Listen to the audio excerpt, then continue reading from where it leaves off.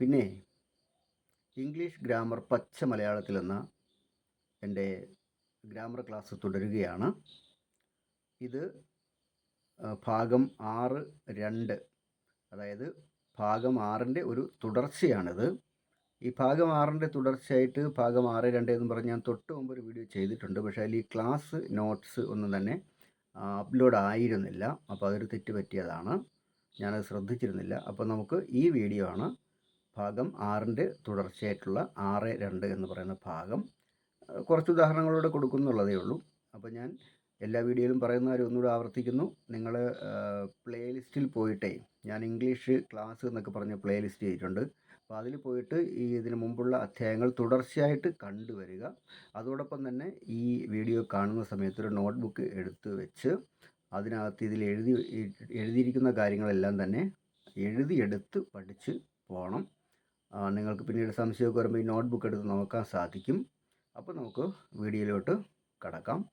ഈ channel subscribe ചെയ്തിട്ടില്ലെങ്കിൽ ഒന്ന് സബ്സ്ക്രൈബ് ചെയ്യുക. അതുപോലെ ആ ബെല്ലൈക്കൺ കൂടി ഒന്ന് ക്ലിക്ക് ചെയ്യുക. അപ്പോൾ നമുക്ക് ക്ലാസ്സിലേക്ക് തന്നെ പോകാം. അതുപോലെ ഭാഗം 6 എവിടെയോ ഒരു ചെറിയ തെറ്റ് എഴുതി വച്ചിരിക്കുന്നതിൽ സംഭവിച്ചിട്ടുണ്ട്. ബഹുവചനം എന്നെഴുതേണ്ടടുത്ത് ഒരിടത്ത് ഏകവചനം എന്ന് എഴുതി പോയിട്ടുണ്ട്. അതൊക്കെ ഇതിനകത്ത് തിരുത്തി പറയുന്നുണ്ട്. അപ്പോൾ അതൊക്കെ കൂടി ഒന്ന് ശ്രദ്ധിച്ച് പോവുക. അപ്പോൾ നോക്കൂ, ഏകവചനം അഥവാ സിംഗുലർ എന്ന് പറഞ്ഞാൽ ഒരു പ്രവൃത്തി ചെയ്യുന്ന ആൾ, ജന്തു, ജീവി, വസ്തു ഒന്നേ ഉള്ളുവെങ്കിൽ അത് ഏകവചനം അഥവാ സിംഗുലർ. കഴിഞ്ഞ അധ്യായത്തിൽ ഭാഗം 6ൽ പറഞ്ഞിട്ടുള്ളതാണ്. ഇനി ബഹുവചനം എന്ന് പറഞ്ഞാൽ, പ്ലൂറൽ എന്ന് പറഞ്ഞാൽ ഒരു പ്രവൃത്തി ചെയ്യുന്ന ആൾ, ജന്തു, ജീവി, വസ്തു അതെന്താണെങ്കിലും ഒന്നിലധികമാണെങ്കിൽ അത് ബഹുവചനം അഥവാ പ്ലൂറൽ. ഇത് നമ്മുടെ ഭാഗം 6ൽ ഈ ഭാഗം പറയുമ്പോൾ അതിലൊരു തെറ്റ് പറ്റിയിട്ടുണ്ട്. കാരണം ബഹുവചനം എന്ന് എഴുതേണ്ടിടത്ത് ഏകവചനം എന്ന് എഴുതി പോയിട്ടുണ്ട്.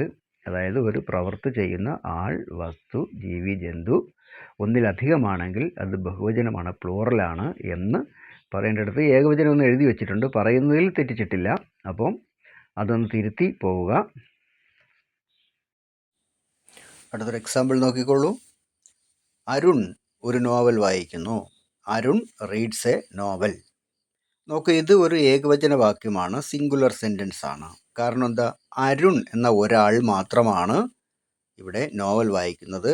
കർത്താവ് അഥവാ സബ്ജക്റ്റ് അരുണാണ്, അതായത് പ്രവൃത്തി ചെയ്യുന്ന ആള് അരുണാണ്. ആ അരുൺ ഒരാൾ മാത്രമാണ്. ആ ഒരാൾ മാത്രമായ അരുണാണ് ഇവിടെ നോവൽ വായിക്കുന്നത്. ഒരേ ഒരാളാണ്. അപ്പോൾ അതുകൊണ്ട് ഇത് ഏകവചന വാക്യം ആണ്. ഇനി അടുത്ത എക്സാമ്പിളിലേക്ക് പോയാൽ, അരുണും അനുപമയും ഒരു പാട്ട് പാടുന്നു. Arun and Anupama sing a song.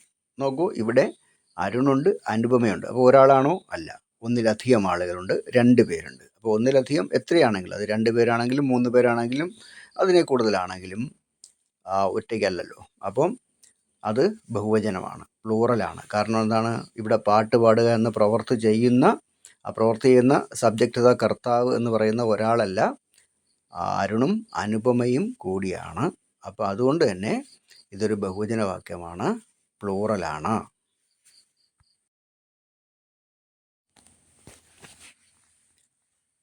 ഇനി അടുത്ത ഒരു എക്സാമ്പിൾ നോക്കൂ.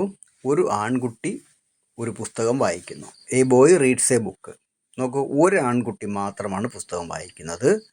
അതുകൊണ്ട് തന്നെ ഇത് ഏകവചന വാക്യമാണ്, സിംഗുലർ സെൻറ്റൻസ് ആണ്. അപ്പോൾ ഒരു കുട്ടി മാത്രമാണ് ഇവിടെ പുസ്തകം വായിക്കുന്നത്. അതുകൊണ്ട് ഇതൊരു ഏകവചന വാക്യം ആണ്. നോക്കൂ, ആൺകുട്ടികൾ കാൽപന്ത് കളിക്കുന്നു. Boys play football. ഇതൊരു ബഹുവചന വാക്യമാണ്. കാരണം എന്താണ്? ഇവിടെ സബ്ജക്റ്റ് അഥവാ കർത്താവ് ആരാണ്? ആൺകുട്ടികളാണ്. ഒരാളാണോ? അല്ല, ഒന്നിലധികം പേരുണ്ട്, എത്ര പേരും ആകാം. അപ്പോൾ ആൺകുട്ടികൾ എന്ന് പറയുമ്പോൾ അത് ബഹുവചനമാണ്, പ്ലൂറലാണ്.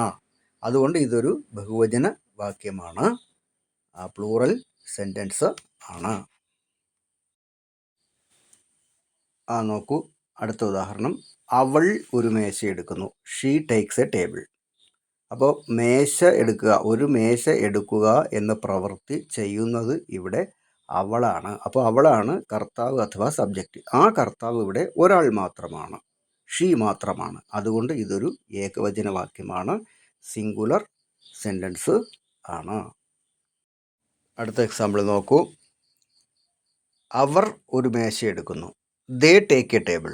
നോക്കൂ, ഇവിടെ കർത്താവ് അഥവാ സബ്ജക്റ്റ്, ആ പ്രവൃത്തി ചെയ്യുന്ന, മേശ എടുക്കുക എന്ന പ്രവൃത്തി ചെയ്യുന്നത് ആരാണ് അല്ലെങ്കിൽ ആരൊക്കെയാണ്? അവറാണ് അല്ലേ. ദേ, അവരൊരാളാണോ? അല്ല, ഒന്നിലധികം ആളുകളാണ്. ഒന്നിലധികം എത്ര പേര് വേണമെങ്കിലും ആവാം, ഒന്നിലധികമാണ്. അപ്പം അതുകൊണ്ട് ഇതൊരു ബഹുവചന വാക്യമാണ്, പ്ലൂറൽ സെൻറ്റൻസ് ആണ്. കാരണം അവർ എന്ന കർത്താവ് ഒരാളല്ല, ഒന്നിലധികം എത്രയോ പേരാണ്. അതുകൊണ്ട് അത് ബഹുവചന വാക്യം ആണ്.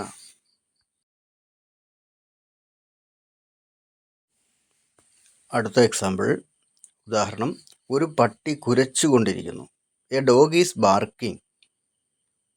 ഒരു പട്ടി കുരച്ചുകൊണ്ടിരിക്കുന്നു. A dog is barking. ഇതൊരു ഏകവചന സെൻറ്റൻസ് ആണ്, സിംഗുലർ സെൻറ്റൻസ് ആണ്. കാരണം ഇവിടെ കുരയ്ക്കുക എന്ന പ്രവൃത്തി ചെയ്യുന്നത് ഒരു പട്ടി മാത്രമാണ്. അതുകൊണ്ട് ഏകവചനം. ഇനി അടുത്തത് നോക്കൂ. ഉദാഹരണം, 3 പട്ടികൾ കുരച്ചുകൊണ്ടിരിക്കുന്നു. നേരത്തെ ഒരു പട്ടി കുരയ്ക്കുന്ന കാര്യമാണ് നമ്മൾ പറഞ്ഞത്. ഇപ്പോൾ ഇവിടെ 3 പട്ടികൾ കുരച്ചുകൊണ്ടിരിക്കുന്നു. 3 dogs R barking. 3 dogs R barking. ഇതൊരു ബഹുവചന സെൻറ്റൻസ് ആണ്, പ്ലൂറൽ സെൻറ്റൻസ് ആണ്. കാരണം ഇവിടെ കുരച്ചുകൊണ്ടിരിക്കുന്നു എന്ന ആ പ്രവൃത്തി ചെയ്യുന്നത് 3 പട്ടികളാണ്. അപ്പോൾ 3 പട്ടികൾ അഥവാ 3 ഡോഗ്സ് ആണ് ഇവിടുത്തെ സബ്ജക്റ്റ് അഥവാ കർത്താവ്. ആ പ്രവൃത്തി ചെയ്തുകൊണ്ടിരിക്കുന്നത് 3 പട്ടികളാണല്ലോ. അപ്പോൾ അതുകൊണ്ട് 3 പട്ടികൾ, ഒന്നിലധികം പട്ടികളുള്ളത് കൊണ്ട് ഇത് ഒരു ബഹുവചന സെൻറ്റൻസ് ആണ്, പ്ലൂറൽ സെൻറ്റൻസ് ആണ്.